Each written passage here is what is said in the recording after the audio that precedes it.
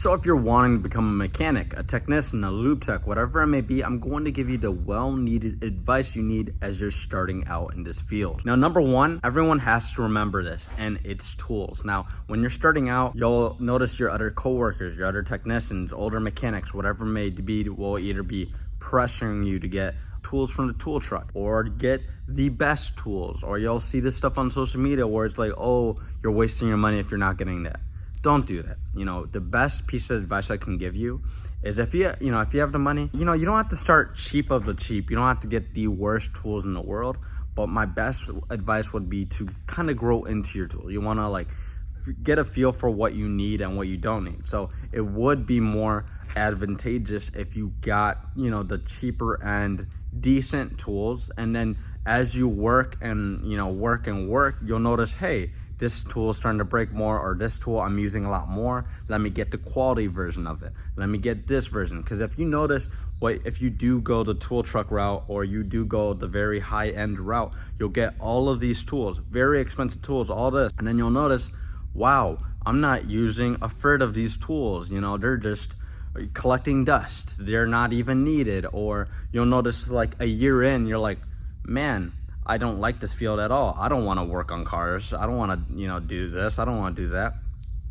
And like I said, that's where it would be advantageous if you just invested, a bit cheaper or decent tools, and then go the upgraded route. That's how I started out. I started out with some of the cheap stuff, some of the high-end stuff, and I worked my way up. It's very important to get, if you are going to invest in quality tools, you get it where it counts, like getting very nice high quality ratchets, or getting nice high quality air impact guns, or electric impact guns, or even it's just stuff like that, like where it counts, quality, go get name brand, go get that. It's fine to do stuff like that. But the biggest thing where people mess up is getting all name brand stuff just because they want to be cool, or just because their older tech told them to. You don't have to. If you want to, if you have the money, go for it. If you have absolutely no money at all, I understand why people finance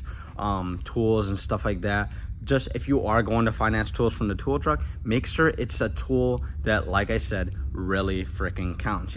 Like getting a nice half-inch impact, and like I said, a nice set of ratchets and wrenches and stuff like that. Make sure you do your research. Get a tool that you are going to utilize for the best of its ability. You don't want to get tools just to waste money. Don't do that. That's the biggest mistake every single mechanic, lube tech, technician makes. And then they'll be like, man, I'm 20K in debt. Man, I'm 30K in debt. Man, I'm 10K in debt, 5K in debt, whatever it may be. A lot of people get ripped off by tool trucks. Harbor Freight is one of your best friends. We're getting a lot better in quality when it comes to tools. However, there's plenty of other brands that have very affordable tools that are higher quality than Harbor Freight. Like Gear Wrench is one of them. Capri Tools is pretty good too. They've been sending me out some of their tools, and they're very nice, high quality tools, and they don't really break the bank too much. But Gear Wrench is a lot more affordable, very nice quality. Husky makes some good stuff too. I have some Husky stuff. I have a good amount of branded tools, name brand or cheap end. DeWalt's a really good brand to get into as well. But that's one of my biggest pieces of advice when it comes to tools. You really got to not overdo it. Like I said, if you want to, by all means, if you have money, go for it. But my best piece of advice is to follow suit with what I'm telling you right now. Now, my second piece of advice, and the best thing that you could do, is you have to realize stuff will go south, and that's fine. And especially as a beginner, you have to absorb those situations. What I mean, when stuff goes south, when you do something wrong, you really have to learn from it. A lot of people will make mistakes and they'll never learn from it. That's the worst thing you could do, and that's how you get worse and worse and worse as a mechanic, technician, lube tech, whatever it may be. You have to learn and absorb those situations. A lot of people, when you work on cars, are like, man, there's always something wrong. There's always something wrong. Oh, I do this and something always goes wrong when I work on a car. Believe me, as a mechanic, that's how it was in the beginning. I was like, there's always some dumb crap going on. It never goes exactly how it's supposed to go. And I understand, but it's good, because every time something goes wrong, you learn from that experience, and you can take it with you onto the next job, to the next situation, where that situation happened. You want to actually be happy when you get these annoying situations where a bolt's rusted or stripped or snapped or something of the sort. So realize when you do have a situation where something goes south, realize that's something you could add to your arsenal. You're going to get something out of that situation. For example, like something goes wrong with wheel bearing. You have to burn it out or chisel it out or have to come up with a new way how to do it. Realize that's something new you're learning, something new you're taking with you, and you can teach on to new mechanics or other mechanics, or when you find yourself in that situation, you know how to get through it. You're kind of just adding into your inventory, into your book up here, into your database. It's something new to learn. So don't be discouraged by these situations. It's something you're going to take with you into your career as a mechanic. Also, a big thing I really got to tell you guys is there's more than one way to do a job.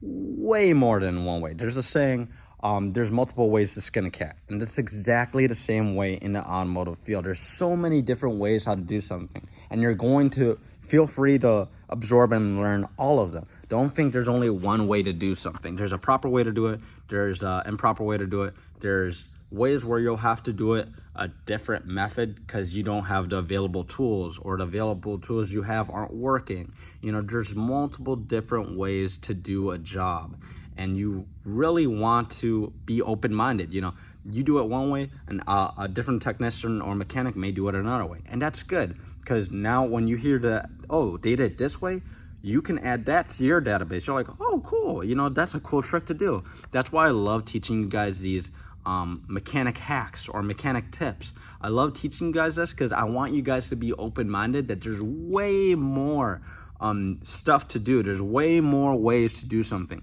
especially when you don't have the proper tool. The main reason I teach it when you know, the non-proper way, like when you don't have the tool, is because a lot of situations you'll find yourself at the shop and your tool broke, or you're not even at the shop, you're doing mobile mechanic work and you forgot one of your tools at the shop, or something happens where you can't utilize a tool that you'd normally use. And this is why I love teaching you guys that, because it creates thing for you guys to be like, hey, let me think of a different way how to do it. Let me not just be reliant on the tools that I have. But it's always, you know, it's great to have the proper tools. It's great to have, you know, these tools that will get you out of situations like that, and I always recommend having them. However, I just always want you guys to be open-minded to things like this, especially as a beginner mechanic. You want to be open to everybody's ideas. Don't be so single-minded that there's only one way how to do something, or that you're the best, or you know better.